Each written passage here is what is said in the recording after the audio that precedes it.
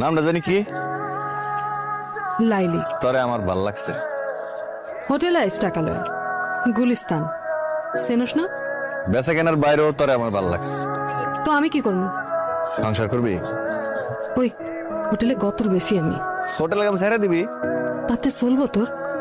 মাগিরে বিয়া করবি? চলবো। চিন্তা করি। দেখ, চিন্তা করে দেখ, তুই আর আমি আলাদা করে একটা ঘর নিলাম, সারাদিন কাম শেষে বাইর ফিরলাম, রাতে গরম গরম ভাত খাইলাম। সংসার করবি?